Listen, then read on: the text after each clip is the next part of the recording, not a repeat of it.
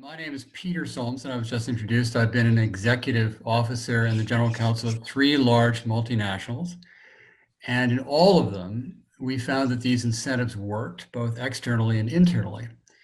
At all 3 companies, we had very robust audit and compliance processes. We had hotlines for whistleblowers, and we tried to engage in voluntary disclosure and cooperation wherever we could.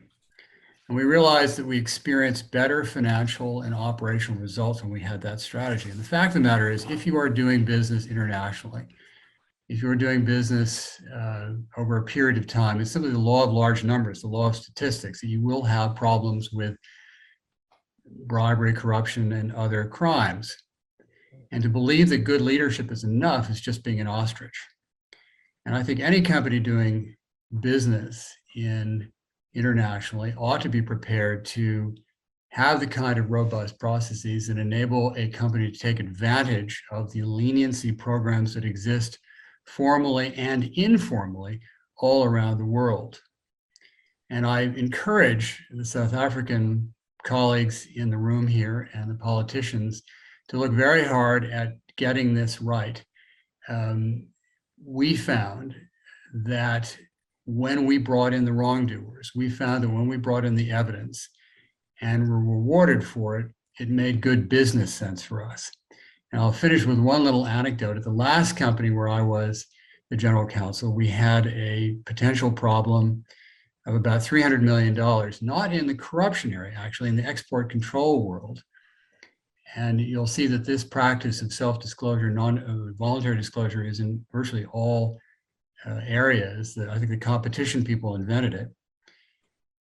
We disclosed quickly, we remediated, we disgorged, we provided evidence, and the whole problem ended up costing us, including legal fees and audit fees, about $300,000.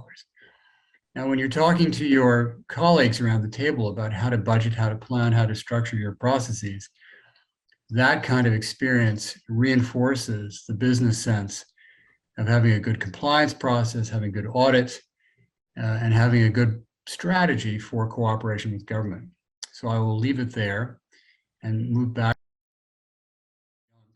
It's people settling scores and not understanding what's going on, but there's 5%, which is quite useful.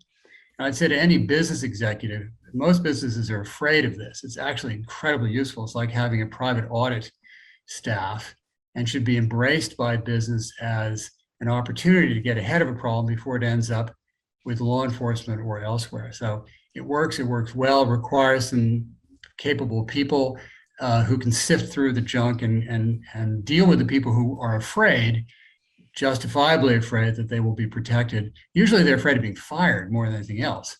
And if you can assure that that's not going to happen, a lot of problems are resolved. End of fact testimony.